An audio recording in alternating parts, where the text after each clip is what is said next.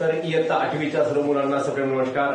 इयत्ता 8वी chapter number 3 indices and cube root आणि यातील प्रॅक्टिस सेट नंबर 3.3 यामधील आपल्याला पहिले 2 उदाहरणे या व्हिडिओमध्ये बघायचे आहेत। तर पहिला प्रश्न आहे त्यातला question number 1 find the cube roots of the following numbers, म्हणजे या खालील संख्यांचे घनमूळ काढायचे आहेत आणि या संख्यापैकी 2 संख्या या ठिकाणी दिलेल्या आहेत। हे 2 उदाहरणं आपण जर शिकलं तर पुढचे उदाहरण आपल्याला सहज करता येतील। तर कोणत्याही संख्येचं क्यूब रूट काढताना काय करायचं असते त्याचे आपण फॅक्टर्स पाडायचे। फॅक्टरायझेशन मेथडनं आपण याचं क्यूब रूट काढत आहोत। तर फॅक्टर्स कसे पाडायचे आणि त्यातून कोणत्या कॉमन फॅक्टर पैकी आपल्याला किती फॅक्टर घ्यायचे हे आपल्याला या उदाहरणातून आपल्याला समजून घ्यायचं आहे। तर पहिल्यांदा 8000 चा आपल्याला क्यूब रूट काढायचा आहे। तर 8000 चे आपण फॅक्टर्स पाडूयात। पहिल्यांदा 8000 चे फॅक्टर्स पाडताना या संख्येला आपल्याला कोणत्या संख्येने भाग देतो आपण सुरुवातीला ते आपण बघायचं। तर 8000 च्या युनिट्स प्लेसला इथं 0 आहे म्हणून या संख्येला पहिल्यांदा 2 ने आपण डिवाइड करूयात। 2 ने आपण याला भाग देऊयात।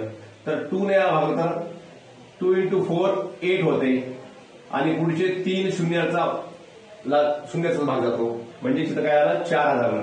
परत 4000 2 ने भागलं, बे दोन्ही 4 शून्याचा भाग, परत शून्याचा भाग आणि परत शून्याचा भाग, परत 2 ने भागलं, बे 1 बे आणि परत 3 वेळेस शून्याचा भाग, परत 2 ने भागलं, बे 5 10 आणि परत 2 शून्य, बे 5 10 आणि परत पुढचे 2 शून्य आपण जशात केलेले। परत या 500 2 ने भागलं, बे दोन्ही 4 1 उरले, बे 5 10 आणि परत शून्य, परत 250 च्या युनिट प्लेसला 0 आहे म्हणून परत 2 ने भाग जातो, बे 1 बे आणि बे दोन्ही 4 1 उरले, इथं बे 5 10 झाले। आता या ठिकाणी युनिट प्लेसला 5 आलेला आहे म्हणजे या संख्येला 2 ने भाग जाणार नाही। तर आपण पुढची कसोटी कोणती लावायची 3 ची कसोटी। 3 च्या कसोटीमध्ये 5 2 7 8 अंकांची बेरीज 8 होत आहे। तर अंकांची बेरीज आपल्याला किती पाहिजे 9 पाहिजे किंवा मग 3 च्या पाड्यामध्ये पाहिजे। तर इथं 8 झालेली आहे, 3 च्या पाड्यामध्ये 8 येत नाही म्हणून या संख्येला 3 ने आपल्याला भाग देता येणार नाही। तर पुढची कसोटी कोणती आहे मुलांना तर 5 ची कसोटी। 5 च्या कसोटीमध्ये एकक स्थानी काय आहे इथं 0 किंवा 5 पाहिजे। तर इथं 5 दिलेला आहे म्हणून या संख्येला 5 ने भाग जातो। 5 ने भागूयात, 5 2 10 2 उरले, 5 5 25, परत 5 ने भागूयात, 5 5 25, परत 5 ने भागलं तर 5 1 5। तर अशा प्रकारे आपण हे 8000 चे अवयव काढले। तर काय अवयव आहे या ठिकाणी आपले 8000 चे बघा। आपण ह्या अवयवांना आपण आडव्या मांडणीमध्ये मांडून घेऊयात। 2 चा गुणाकार किती वेळेस आहे 6 वेळेस आहे। 2 चं मल्टिप्लिकेशन 6 वेळेस 1 2 3 आणि हे 4 5 6 आणि 5 चं मल्टिप्लिकेशन किती वेळेस आहे 5 वेळेस आहे म्हणजेच 5 × 5 × 5। मग आता आपल्याला हे 8000 चं आपल्याला क्यूब रूट काढायचं आहे म्हणजे 3 समान अवयवापैकी एक समान अवयव घ्यायचा।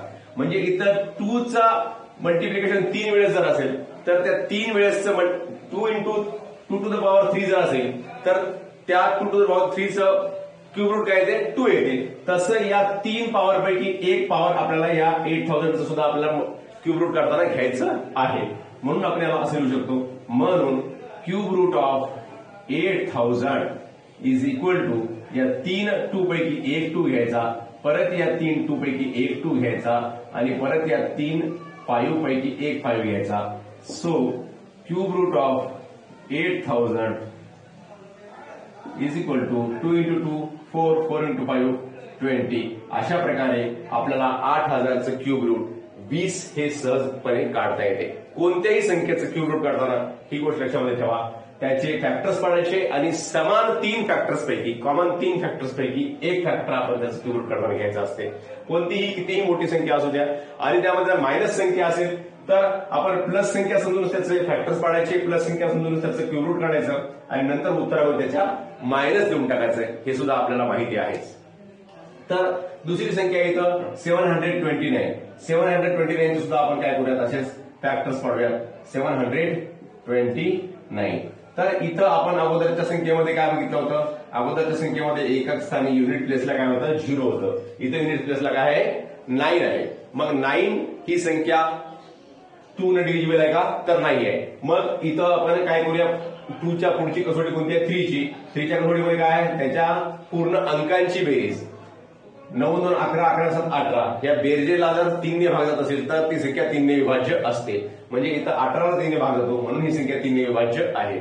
मग आपण याला 3 न बघूयात 3 एक 3, 3 दोन्ही 6, 1 उरले 3 चोक 12, 3 त्रिक 9, परत 3 न भागूया 3 8 24, 3 एक 3, परत 3 न भागलं 3 दोन्ही 6, 2 उरले 3 7 21, परत 3 न भागलं 3 9 27, परत 3 न भागलं 3 त्रिक 9 आणि परत 3 न भागलं 3 एक 3. तर अशा प्रकारे 729 चे फॅक्टर्स काय निघाले मुलांनो, तर 3 चं मल्टिप्लिकेशन किती वेळेस आहे मोजून घ्या, 6 वेळेस, 1 2 3 4 5 6 वेळेस.